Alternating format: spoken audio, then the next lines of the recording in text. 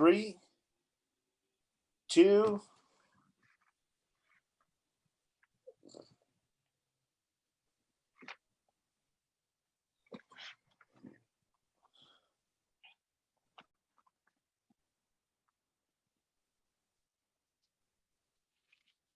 And we should be up and running. Well, good evening, everybody.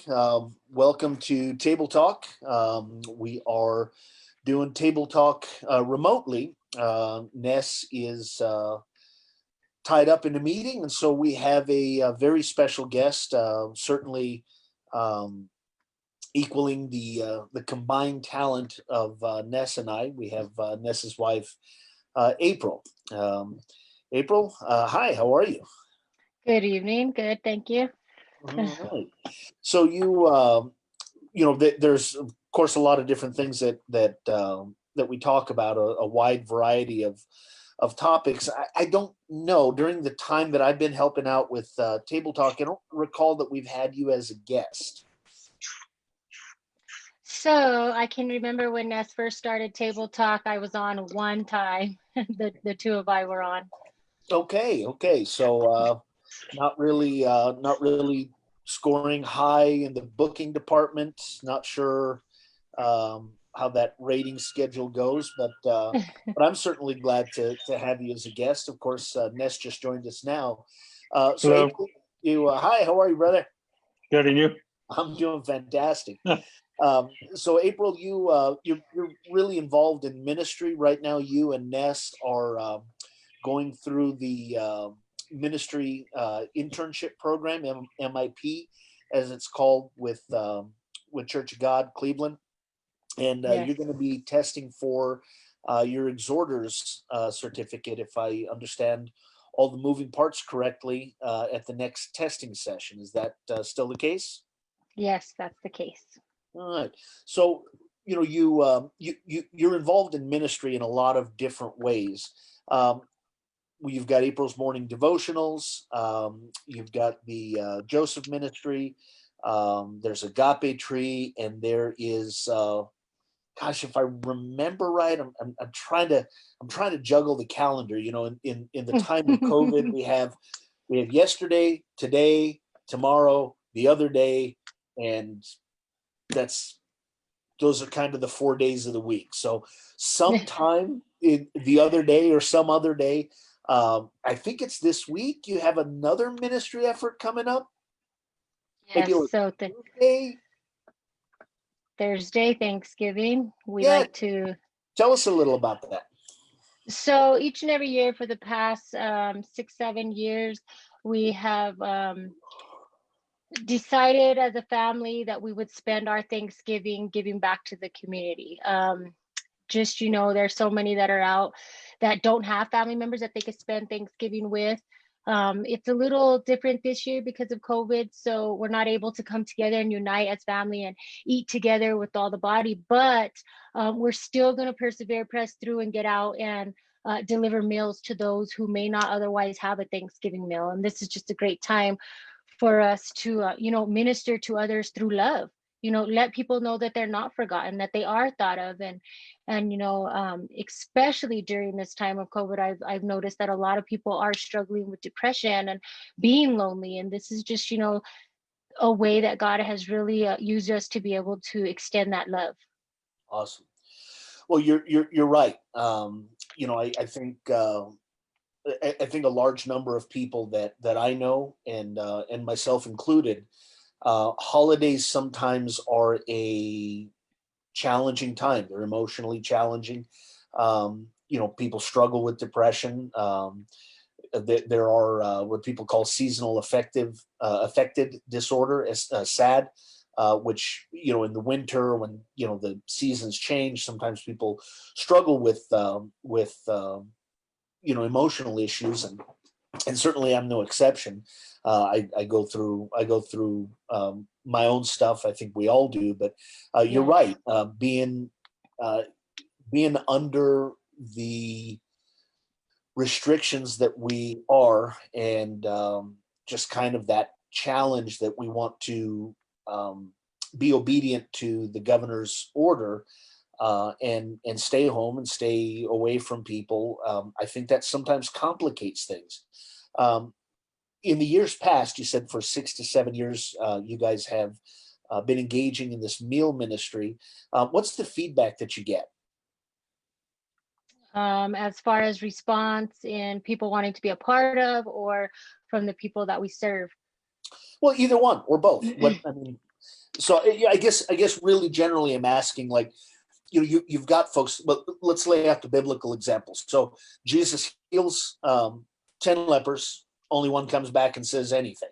We're not equating people receiving a Thanksgiving meal with those who have leprosy, but the biblical model that we see, and it's a fairly common one, is that we get very little feedback for the amount that goes outward. So of the feedback that comes back, I'm going to assume it's generally positive, but what do people say? Like, how does it impact them? Um, it does impact, I could say, maybe, like you say, you reach a lot of people, or you give out to a lot of people. You may not receive something back from each and every person that you give out to, but there are feedback, and the minimal feedback that we do receive is so rewarding. I know that last year, it snowed on Thanksgiving. Yep. So some of the people were snowed in. We still delivered Thanksgiving meals, and I had people reaching out to me just saying, thank you so much for delivering that meal to, my parent, who they were elderly and could not get out of their homes during this time. And even just to see the gratitude of those who, the homeless that are out there. They're so grateful that they actually get to have a warm cooked Thanksgiving meal on Thanksgiving Day. And so even though we may give out much more than what we will ever receive or hear back from people, it's like a tremendous reward. And then with that too, it's just a big blessing to be a blessing.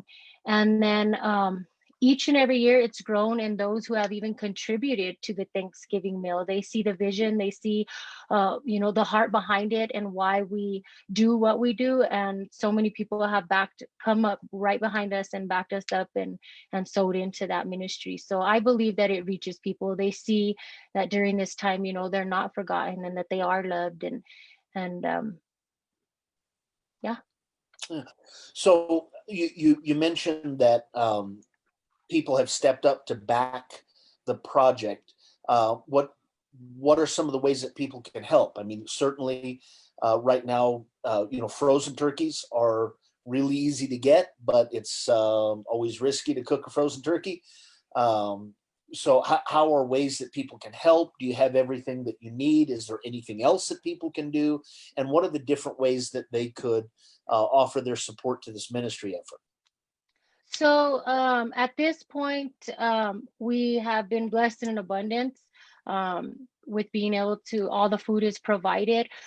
Each and every year, honestly, sometimes I'm like, man, how are we gonna do it? How are we gonna, get 20 turkeys? But each and every year, God comes through. And so right now, we've received everything that we need to receive for this Thanksgiving meal. But usually what we'll do is we'll start advertising, asking the community if anybody would like to donate non-perishable food items, or just whatever the Lord places on their heart. And so up until this point, we've received everything that we need to go forward. We're good. But if ever anybody would like to, I mean, they're more than welcome to. They could send a, an offering to the church through the church text to tithe number, or get with one of us pastors at the church, or like I said, non-perishable food items. So honestly, the last 2 weeks, people have literally just been dropping off food at my front door, and then texting me and saying, hey, I left you some stuff for the Thanksgiving meal ministry on your front doorstep. So that's been awesome. And then those at the church have been delivering at the church. Nice. So, do you need help baking stuff? Are there people that can volunteer some time with their ovens, volunteer time to load meals? I know the current restriction is gatherings of no more than five. Yes. Um, there are different interpretive challenges that it looks like we're going to be facing as far as whether gathering together to prepare meals or to put together the meal package qualifies as a church service or not. Those are things that you and Ness, I'm sure, are going to get worked out. But Yes, we have. how are ways that people can physically contribute to what you need? So, good question. So we have everything already all worked out. We met about this. I had a meeting about this, and what we decided is, because of the restrictions, and we want to be obedient and follow, the guidelines and restrictions, and we're not going to assemble at the church and serve at all at the church. We've got a few people who volunteered to cook, and so we've distributed equally the amount of food that will be cooked in those households, and then to-go trays, and will each be assigned a certain amount. So it's about 100 to-go trays per each household. And then we have 20 home deliveries that we'll do. So for example, one family that lives in Belen will distribute all the meals to the houses in Belen. Us who are in Los Lunas will distribute to all the houses in Los Lunas. And then from there, we'll go to Albuquerque and distribute the rest of the meals, because we did get a request for one shelter that'll probably take up the remainder of those meals. So we've gotten it all worked out this year. If anybody does want to cook a turkey, by all means, reach out to me. I'm more than happy to have somebody contribute to cooking turkeys. Hey, Pastor Alonzo. Yes, Pastor. I don't know if you know this gentleman, John Benjamin Montano Austin. I know him.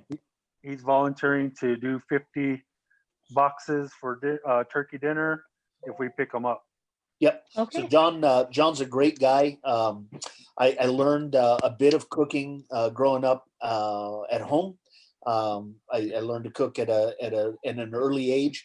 Had a lot of raw talent, but I actually worked for John for many years at the Plaza Cafe in Belen.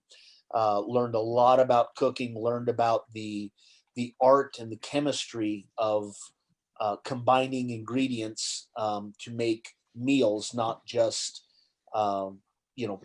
just creating stuff. So a lot of my cooking style, if I ever make French toast for anyone, if I've ever made French toast for anyone in our audience, I make Plaza Cafe style French toast. Cook hash browns Plaza Cafe style.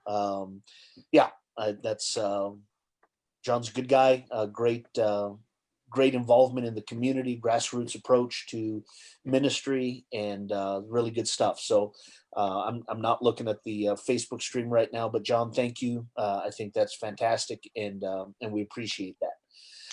So I was thinking about this. Should we have a turkey protest? Yeah, like standing up for turkeys that don't want to be eaten, or you mean me as the turkey? You want me standing out on the sidewalk wearing a turkey suit, just saying I disagree? Yeah, and then we could assemble.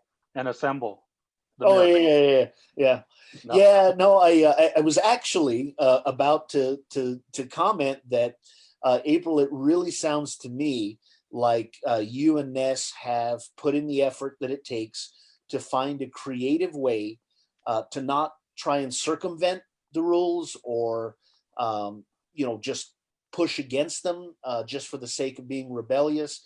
It sounds like you've taken a creative approach, leading from the front, which is something that I'm very proud of both of you for doing in lots of different ways, and getting a logistical plan that complies with the civil law, and also allows you to be free to fulfill God's law and what God has put on your heart. So I'm very proud of both of you guys for finding a way to make that happen and get others involved and engaged in assisting the community. Good work.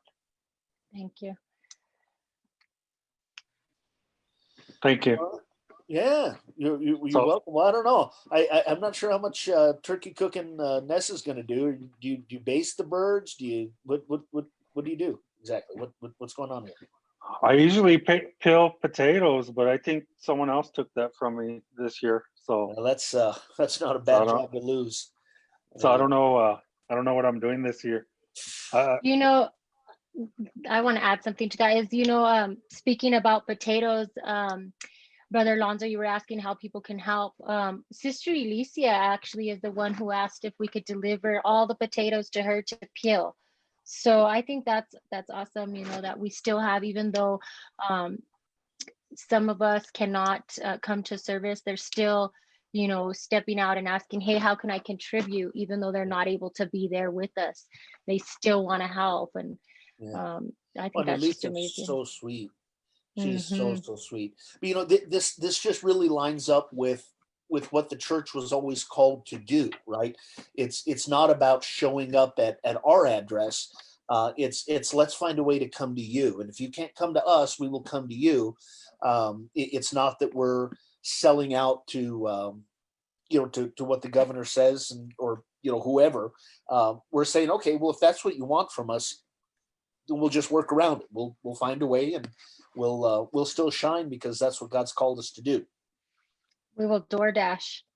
Yeah, yeah. Well, I had some DoorDash here the other day. I had a nice nice Lauterburger show up at my house. I still owe you guys a casserole. So for those in the audience watching, so I promised April, I made them some food, but I really felt in my heart that I could bless them with a tuna and ramen noodle casserole, and you know, with anchovies, sardines. I'm not exactly sure which is kind of a topping to add a little bit extra flavor, but I'm going to work on getting that out to you guys by the end of this weekend, certainly by the end of the month.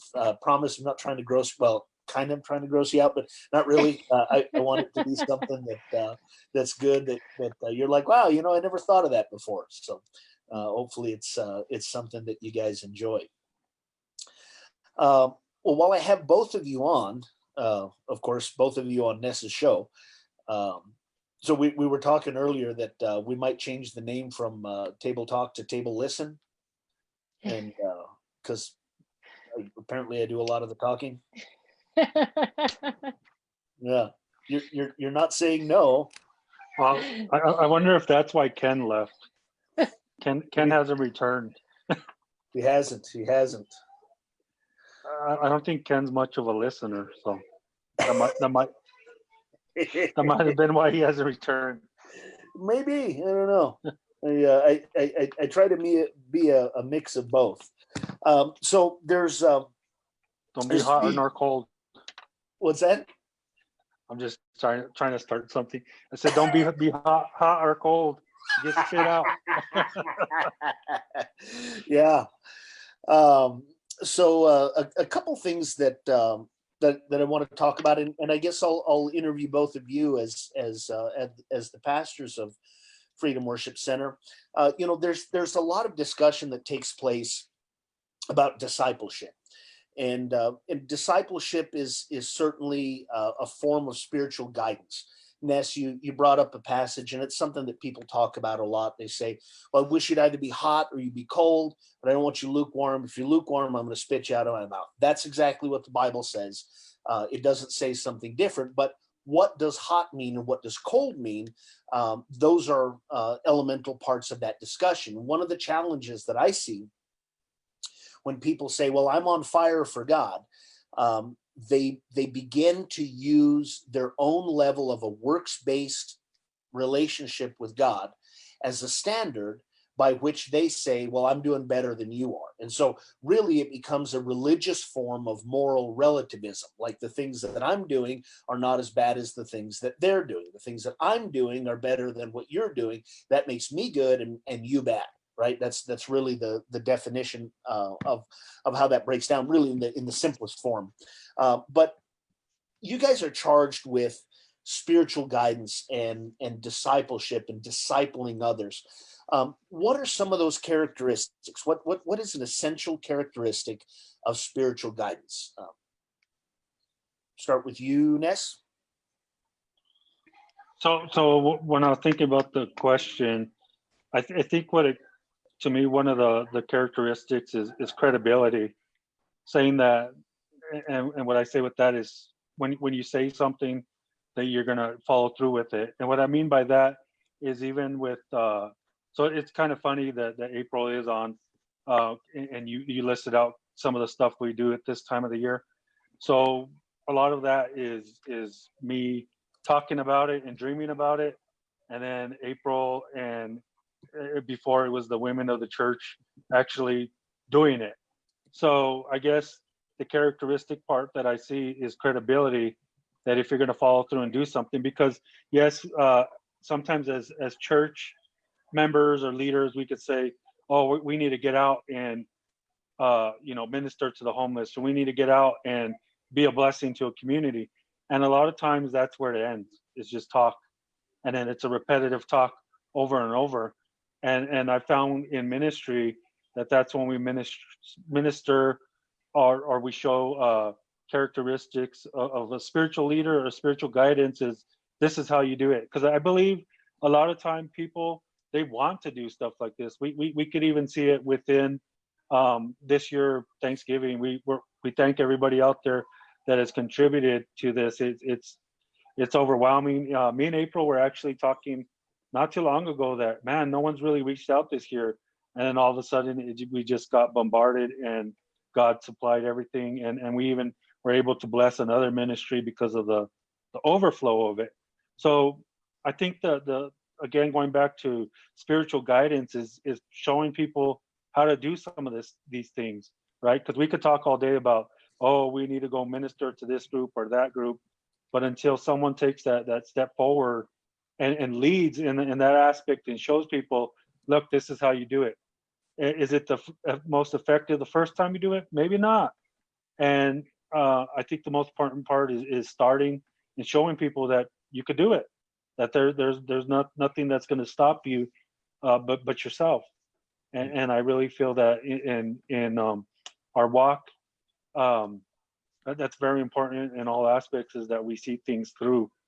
Sometimes are things gonna not be so great or not produce the numbers maybe we want to produce. It's gonna happen, but you'll never find out unless you take that step. So I think another part is to be I guess comfortable or safe within yourself or within the people that you're around, to know that if this fails, it's okay. If it succeeds, then great. And I think it's just that's another characteristic of spiritual guidance, is being that safety net or that safety place where people could be allowed to make mistakes, learn and grow from them. Yeah, that's exactly what I was gonna ask, is if that was tied to the idea of creating a safe space. I think in such a society that's driven on production and performance and accuracy because of competition, it's almost like, well, who can do it right first? Because whoever does it right first and doesn't mess up, they're the ones that get to go forward. A great example, I am extremely self-critical. I give other people a hard time about stuff, but it is nothing like the hard time I give myself. So I worked to bake a cake for my wife. And so let me just back this up, because this is actually really, really funny.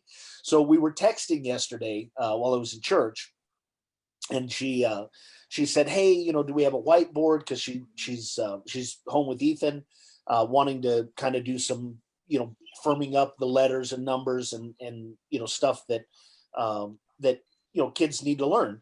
And so I said, well, let me, she texted that. Then she said, and a birthday cake.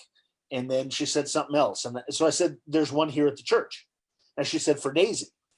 And so I was like, okay, well, I was answering the question about there being a whiteboard.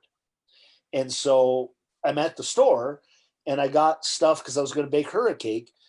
I also got stuff to make Daisy a cake, because I thought that's what she was saying. She's like, oh, well, I want a birthday cake for me and a birthday cake for Daisy. But really, this is where texting becomes confusing. She was asking separate questions. She thought I answered, we have one here at the church for the birthday cake, that it was for Daisy, not the whiteboard.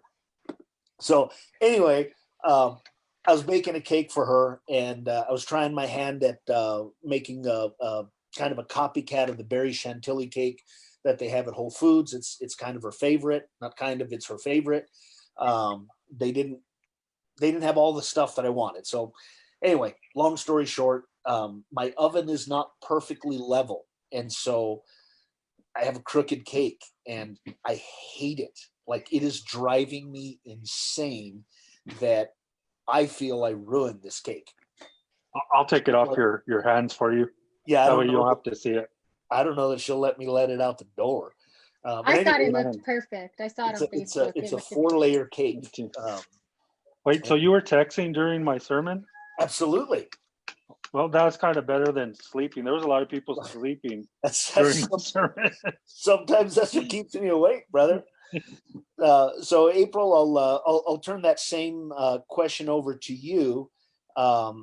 The idea of, what are essential characteristics of spiritual guidance? So just to recap, from Ness, we heard about credibility, we heard about being an example, and then we heard about creating a safe space where it's okay for people to fail. Most definitely. I truly believe that it is okay for people to fail. We all fail. We don't always do everything perfect. And I think that's something we are all hard on ourselves, and we feel we have to do things perfect, or like you say, the cake looked crooked. But no, definitely when you guys were talking, what came to mind was in order to be effective in the ministry, or the only reason why we've been effective, is it's kind of like, when raising a children, they say it takes a whole village. It's the same way with ministry. I truly believe it takes the body coming together, and that's the only way we're able to do what we do. It's not all about Ness and I and having to have it one way and it be perfect. It's that everybody comes together and makes it happen. And yeah. So coming together as a community, does it also involve, would you say, getting other people involved? Yeah, most definitely. And and I don't know if I'm gonna jump ahead, but getting involved, you know what's so awesome is a lot of the people that contribute, a lot of people that help have never stepped into our church doors. If they had, it was the Thanksgivings possibly before, to bring food for the cause. But it's awesome to think that, it's honestly more people outside of the church that have never stepped in the doors, partnering with us to follow with this vision. So would you say, and I want to make sure if I ever capture something that I'm capturing things accurately, would you say that the idea of a community-based approach is that we're willing to lead others and receive help from others, even if they don't look at the world the same way we do? Yeah, most definitely. Because would you say it's just kind of part of recognizing the gift that someone else has, whether or not they line up with our ideology? Yeah, for sure. And plus, it's people want to be a blessing. They want to, like, I learned it in my children all the time. Like, they want to be used or acknowledged or feel important or feel like they're being useful. And so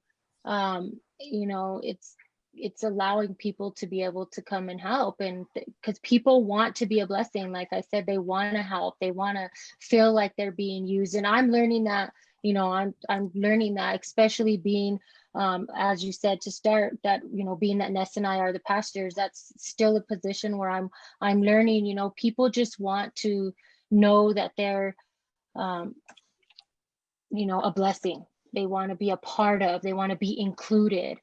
And so I'm still learning that and working on that, is including people. So would this be fair to say then? So Ness, you talked about creating a safe space for people to fail.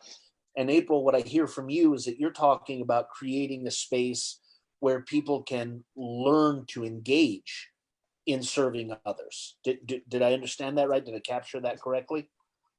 Yes. Okay. And Ness, you were going to say? Yes, I just want to add a couple things. Talking about community also, and I hope I don't miss no one. I probably will, but Smith's here in Las Vegas, they've always been a contributor to these Thanksgiving deals. Dollar General jumped on and partnered with us for Agape Tree this year. So it's not just people, but it's businesses also that it gives them a way to help the community. And I think that's where the focus is. It's the community, right? And we're called to love our neighbors, right? As the church. So another way of that is can we love our neighbor without forcing any type of religion down all the neighbors' throats?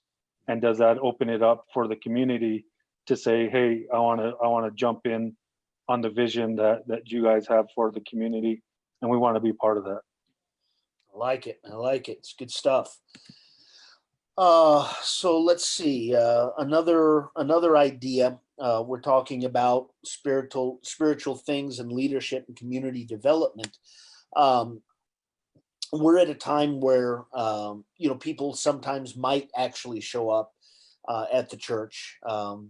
At Freedom Worship Center, I know some steps have been taken recently. Ness, in part because of your experience in the professional environment, you've been asking folks to wear masks during service, and I know that the church took things one step further and said, well, if folks are going to be, if folks are being asked to wear a mask, what is leadership doing? And you guys have some shields that are installed on the pulpit and the music stands to help promote the idea that we're going to find creative ways around these issues. So from a community standpoint, if you have someone who's on the outside that says, well, I really want to go to church, but I don't like some of the attitude, and not saying anything about how other people do or don't do things, but they said, well, I don't really want to be around that. I am very self-conscious about my own safety. There's an element that provides a type of spiritual leadership and creates a space where the dialogue about mentorship can take place. Talk about some of the things that you're wanting to see at the church and how you can lead as a spiritual mentor for others. So you want me to go first? Either you or April. Yeah, why don't you go first? So kind of going to maybe they'll never step foot in the church.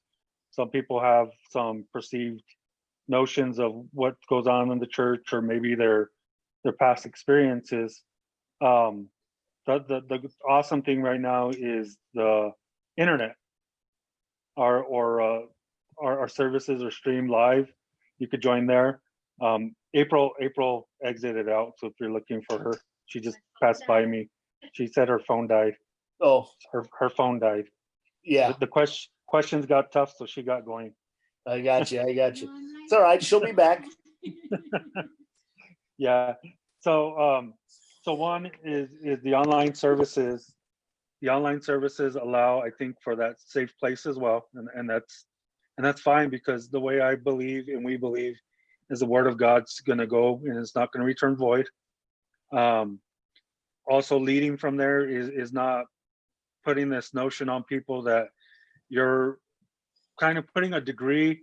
You're a true believer if you're X, Y, and Z. If you're here in the seats, if you're not wearing a mask or whatnot. I hope at Freedom Worship Center we put that out there that, if you want to stay at home and watch services, stay at home. If you want to be there in person, we ask that like all of us, that you follow the guidelines that we've agreed. And I think agreed is a big word there, that we've agreed to follow. And we all came together as a body and decided that that's what we were going to do. The face shields, those are awesome online. If you guys watch even yesterday's service or any services, I believe in the last 2 weeks, those face shields, you guys don't know they're there unless you really look. And so that's one of those things, doing our part We have the face shield there in front of us, and the next row is still 6 to 8 feet away from the pulpit. Um, we're just doing everything we can to be a good neighbor again, right? I talked about a little yesterday that the healthcare systems are being overwhelmed right now, and being a good Clovis is neighbor out of beds. yeah, and Clovis being a good ICU is out of beds. yeah, and so being part of a good neighbor is doing our part to help our healthcare workers, to help those that get sick. So at Freedom Worship Center, we're doing everything we can to make it comfortable, to make it safe. I know we had just got I don't know what you call it, brother, defogger or whatnot. We're going to extra lengths to ensure everybody's safety. I know you had picked up some youth masks. Even I don't know if very many people out there think about purchasing youth masks, uh, but we have those at the church as well. Just some things that we may overlook, but it only could help us improve this process and continue to lead and show people, that their concerns are our concerns, Yeah. and it's okay, and we're going to get through this. And then going back to the mentorship part, brother, since March, I've had more people reach out to me, and I know April will say the same thing. I've had more people reach out to us on the side, on Facebook Messenger, texting. I know I talked to this brother out in California. He was thinking about committing suicide one time. I talked to another brother out in Albuquerque who was dealing with PTSD issues. But I could honestly say during this time, people have reached out more, and I believe I've mentored people more than ever that have never stepped a foot in our church. Well, isn't that the point? I mean, at the beginning of this, there people people have differing views, and it's okay. This is the platform that we're blessed to be able to communicate in. But people were saying, well, what about the lost? And in conversations that you and I had, Ness, most of the time we're not seeing the lost beating down the doors of the church. There are probably the percentage is about the same today that it was pre-pandemic, even with the restriction on gathering. So when we say, well, we're interested in reaching the lost, I have felt that this, while people getting sick and dying is not a blessing, people getting sick is not a blessing, but this may be the best thing that's happened to the church in a very long time, because it seems that God is always trying to get us out of the building. We just have this desire that we want to get settled back in, and we want to plant ourselves down, and we don't want to move. If you're lost, you got to come to me. We'll have token revivals and token rallies at the park. And most of the time, the people that come to those are church people anyway. So who are we reaching? Who are we saving? What is the goal? And when we're talking about mentorship, would you say that part of that involves communicating vision? Yes, I believe so. Communicating the vision of what we're trying to do, and what are we trying to do, right? We're trying to go and minister to those that are, like Jesus had said, poor in spirit. What does that mean? That to me, that means someone that don't have hope outside of their means, outside of their circle per se. And during this time, you see more than ever, people are reaching out, that maybe feel like they've backslidden, whatever that looks like to everybody, or who have somewhat of a knowledge of who Jesus is, being in America or the United States. Most people have an idea of who Jesus is. And at that time, I see it on social media. They're reaching out to the church more than ever, not inside the church, Right. but on social media, because what are they saying? If they're worried that maybe someone does have COVID, someone has signs and symptoms, right away they're reaching out and say, pray for me. Yeah. What greater opportunity right now, in the midst of what's going on, the pandemic, do we have as Christians to give hope to those that are seeking hope? Ain't that what we're supposed to be doing, is to revealing them, pointing them to the one that could give them hope, who is Jesus. And at this time is an opportune time to be that light and to show people, you know, and I always think about to point them to who Jesus is. I remember, and it still sticks with me. I remember me and you had a conversation about the hired hand, right? About the good shepherd. And ideally as a pastor, you want to believe I'm the good shepherd. I'm Right. the one that's taking care of the sheep. I'm going to protect them. And that time you had told me, well, are we, and you put it as a question, are we the hired hand? Yeah. And ever since then, you know what? The reality is, and it's one of those ones I don't think we want to admit, but I am the hired hand. Yep. And I don't like to think of it, but the truth is I am, because I'm not going to be there for the people all the time. Right. I may pass away tomorrow for who knows what. Right. I won't be here. Right. But Jesus, who is the good shepherd, Yep. will always be here. Amen. Right. Amen. And so I think it's us realizing that it's not us bringing people to our church, Right. to our ministry, because we're only here today. We could be gone tomorrow. You know, since I've been in ministry unintentionally, I don't know how many people that I've hurt by not communicating something that they wanted to hear that I was unaware of. Yeah.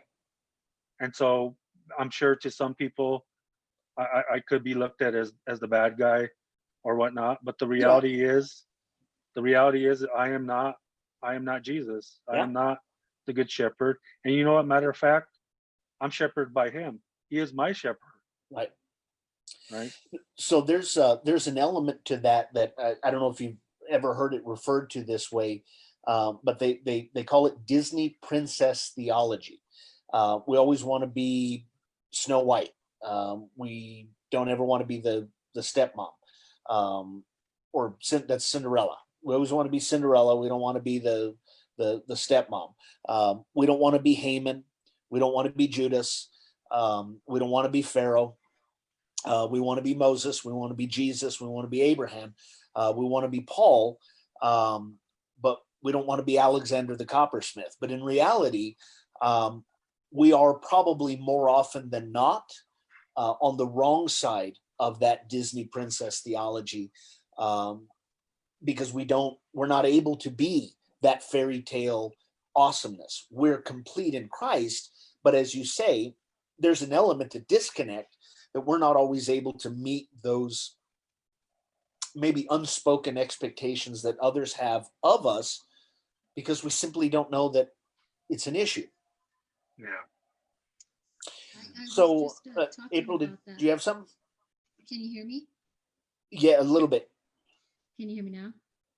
Kind of. I was just talking about that, There you go.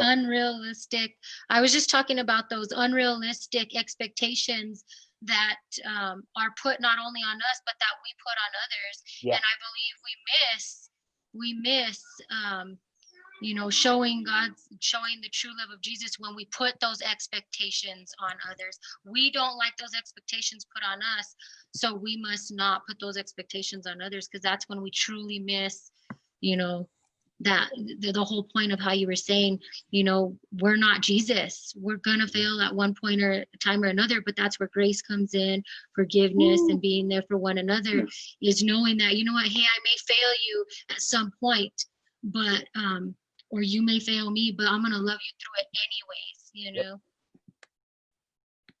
Yep, absolutely. No, that is a very realistic approach to these things. So, Ness, do you have? Freedom Worship Center has for a long time had an approach that servant leadership is the way to go.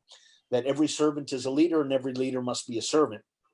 And so, Freedom's one of the churches that has as many leaders in it as it does people who attend.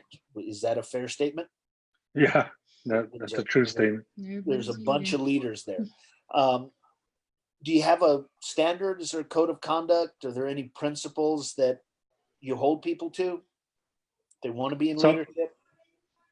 So one of them, I believe, is having a heart to serve others. That's a big one. You could see it in other people, kind of that wording they say, real recognize real. And, Yeah. and I'm not saying that in this sense, but I'm saying a servant recognizes a servant. Deep calls unto And deep. yeah, and so that's kind of where I first start when I'm looking at people that are possible leaders or servants, because to be a good leader you got to be a servant. And you could see those qualities in people, and we've seen it to where in it's one of those things. The servant's going to serve no matter what you tell them. And you see it, like, after service, being that we pastor the church, we may be talking to people, but we're watching also. It's the ones that are still cleaning up. It's the ones that are still praying for people. It's the ones that are still doing these things, even though it's not expected that they're doing them. And so right away, that lends me to keep, not keep an eye, but to open up opportunities for them to serve. Because if they're going to serve when they're not asked to, how much more are they going to serve when you allow them to grow? And when I say grow, is maybe they have a certain ministry in mind and you go with it. There's been times where people will say, and this kind of going back to the first part of this conversation, we should go out and feed people at the river. Well, let's go. Let's go do it. And to me, that's part of leadership there, is to even have a vision, right? Because most leaders have a vision and they're mission minded. So if someone's saying we should do this, or I have a heart for this, there's one thing for them to want you to do it, Yeah. but there's another when you ask them and say, well, how do you see this being done? Yeah. And most of the time, those type of leaders will say, I see us doing this. Yep. And then at Freedom Worship Center, we're like, well, let's do it. Yep. That's one of our big things, right? Is be encouraged. That's on the front of our building. Be Great encouraged. phrase. Yeah. And so I think that's kind of when you're looking at what makes a great leader, is someone that's willing to serve, someone that's willing to have vision, right? Because without a vision, you're probably going to end up sitting in the same chair in the same pew for years to come. And sometimes you may wonder how many people's visions had died there because they were Yeah. too afraid, or they weren't in a safe place to say, hey, I have this idea, and to be heard. So another part of that is, where I struggle is communication. But I think what I do good at is listen. And so that's kind of almost the opposite ends. I'll listen, but communicating, sometimes I'm not the greatest at. Do you listen to April? Was she talking? You're No, gonna get you know what? you're gonna get your ear pulled later. It's horrible. We're one, right? He's the ears, I'm the mouth, I guess. Is that the way it is? Yeah. So Little there's monkey buddy. there's a lot to talk about when it comes to leadership and development. And I would say that Freedom Worship Center, of course, under your leadership, is a great place to grow and to develop and to find leadership gifts, and to be able to sit and learn from a variety of people's experience. And there's a lot of fun things to do at Freedom Worship Center. Um, do you hold yourself to a standard? Do you hold others to an ethical standard, I should say? And if so, what is the ethical standard? What are Freedom Worship Center's ethical standards? So that'll probably be. I'll probably have to think of that just a little more. But ethical standards, those could always be tricky, right? Because the way someone perceives themselves to you could be totally different what they're doing behind the scenes. One of those things too could be, recognizing when they're doing those things that are ethically, that you see ethically that resemble Jesus in the Bible, and you encourage them. What does that mean? That yes, they may behind the scenes still do some stuff that do stuff that is unethical, but it's kind of one of those things, recognizing them for doing it and encouraging them.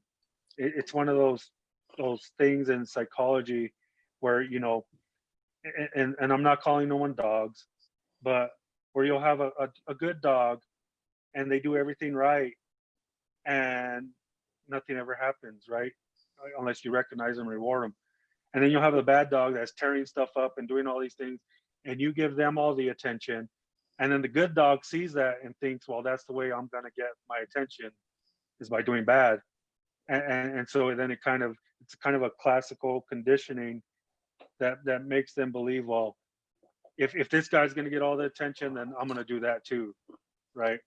And so ethically, that's one of those things, what's good and what's wrong by the Bible, or what's good in our perception, and what's bad, because that could go all over the place. I always think of the Bible as a standard of what's right by the Bible, right? Yep. And so when you see those things being done right, you encourage them, and even when you see them not be done right, you encourage them. I think that's where we see that is in our relationship with Jesus. A lot of us probably came from some really terrible backgrounds. I know my mindset before Christ was terrible. I was all about me and how can I please my flesh. But I think it's leading and showing people that there's this life of following Jesus that does have its rewards. And I think that's important as well too, is understanding that there's many rewards in the kingdom, because people do want to be rewarded as well. And you'll hear people, and I don't get too into it, but you'll get people that are crazy about receiving their crowns or whatnot. And that could be a whole different discussion. My whole thing is even just making it to heaven, which I'm fully assured of that I'll make it. But at the same time, ethically, it's being there for people. It's uplifting them, whether they're doing right by the Bible or they're doing wrong by the Bible, right? and encouraging them and being with them every step of the way that they allow you to be, because sometimes they'll pull away themselves and they won't allow it. But when they do allow it, to be that voice that's speaking life into them. Yep. Amen. Good stuff. Well, I think that's all the time that we have for today. April had one last thought. I don't know if you heard her, and then we'll wrap up. No, I was just gonna say. Maybe talk in my ear. I was just gonna say that, yeah, because he's a good listener. Can you hear me, Pastor? A little bit, yeah. I was just gonna say that, It's being there and not condemning people when they fall short or backside or whatever it may be. It's God doesn't condemn us. He may convict us, and when he convicts our hearts, then we can bring the correction upon our lives. But if we condemn, then how are we gonna? It'll turn people away from Christ more than it will lead people to Christ. Totally agree. And then I had one last thing that I wanted to share is, when we were talking about, the ministry, the Thanksgiving and contributing and all of that, what comes to mind is Matthew 25, 34 through 40, if I may share that. Absolutely. So it says, "For I was hungry and you gave me nothing to eat. I was thirsty and you gave me nothing to drink. I was a stranger and you did not invite me in. I needed clothes and you did not clothe me. I was sick and in prison and you did not look after me." 44 says, "They also will answer, 'Lord, when did we see you hungry or thirsty or a stranger or needing clothes or sick in prison and did not help you?' He will reply, 'Truly I tell you, whatever you did not do for the one of the least of these, you did not do for me.' Then they will go away to eternal punishment, but the righteous to eternal life." And that really ministers to my heart because, sorry, dropped you. That really ministers to my heart and speaks about what we do, because it's being there. Even if it's just a meal, it's still showing. It's being there, being the servant, being the hands and feet, and showing people a glimpse of who Jesus is and loving them. And these show them all outside the church. And these show them all outside the church. Yep. Amen. I can't argue with that. Some good stuff. Well, thanks guys. Looks like everybody went away. So thank you guys for tuning in. We will connect back with you guys next Monday, which will be the 30th, last day of November. Spend some time being kind to people. This is a challenging time for a lot of folks. Things can get a little wild inside your head during these times. You might run across someone who is struggling emotionally. Certainly, there's always going to be people struggling financially, and let's just find ways to be kind to each other. Let's find ways to connect with people that we don't necessarily agree with, and understand that they don't have to share our opinion, and we don't have to share theirs. But we can agree to love each other, and we, as Christians, can reach out to people and love them as Christ loved us. So blessings to you all. Thank you guys for tuning in, and we will see you again next Monday.